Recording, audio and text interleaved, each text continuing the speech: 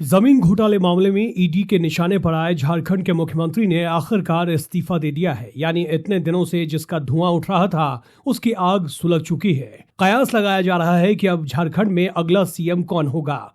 जब सेनापति नहीं होता तो सेना बिखरने लगती है। कुछ ऐसा ही हो रहा था झारखंड मुक्ति मोर्चा के साथ। बीजेपी नेता निशिकांत दुबे पर यकीन करें तो झारखंड मुक्ति मोर्चा पार्टी के 18 विधायक ऐसे थे जो हेमंत सोरेन की पत्नी कल्पना सोरेन को सीएम बनाने के पक्ष में नहीं थे। यानी पार्टी में अंदर खाने सब ठीक नहीं चल रहा है। दरअसल सियासी हलचल के बीच स्थानीय मीडिया में कल्पना सोरेन का नाम मुख्यमंत्री पद की प्रत्याशी के तौर पर सबसे आगे चल रहा था। कल्पना सोरेन इस समय विधायक नहीं है, लेकिन वो विधायकों की बैठक में शामिल होती रही हैं।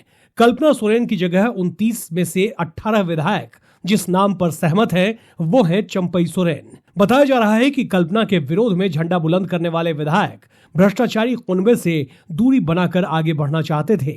यही वजह है कि चंपई सोरेन को मुख्यमंत्री बनाए जाने की बात सामने आ गई है।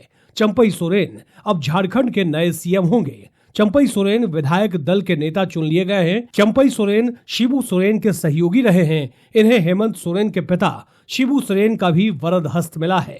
जाहिर है इस नाम को लेकर किसी विधायक को कोई एतराज नहीं था, लिहाजा हेमंत सोरेन के इस्तीफे के बाद चंपई सोरेन को सीएम पद सौंपने की तैयारी कर ली गई। अब सवाल उठ रहा है हेमंत सोरेन जो इतने दिनों से विक्टिम कार्ड खेल रहे थे उनका क्या होगा।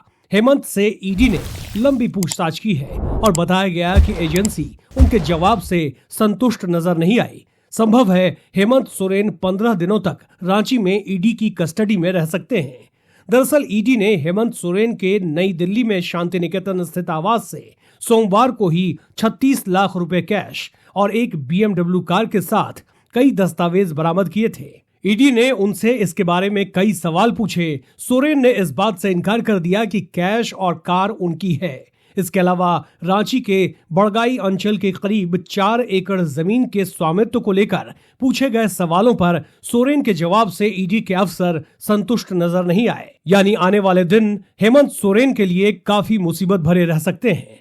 एक बात साफ है झारखंड के इस घटनाक्रम से कि अगर बीजेपी के विजय रथ को रोकना है तो पहले अपना दामन पाक साफ करना होगा। अब 90 के दशक वाली राजनीति नहीं चलेगी कि आप ऊपर से जनता के हित की बात करते हैं और अंडर द टेबल सूटकेस लेते हैं, और अगर आप बीजेपी खेमे में नहीं हैं तो आपकी राह ईडी आसान नहीं रहने देने वाली। अगर कच्चा चिट्ठा कहीं मौजूद है तो उसे बीजेपी सरकार की एजेंसियां ढूंढ निकालेगी। यही बात बिहार में तेजस्वी और लालू के साथ भी हो रहा है और वही हालात झारखंड में हेमंत सोरेन को फेस करना पड़ रहा है। आपको ये रिपोर्ट कैसी लगी हमें कमेंट कर जरूर बताएं। द हिंदी एडिटर न्यूज को सब्सक्राइब और लाइक करना ना भूलिएगा।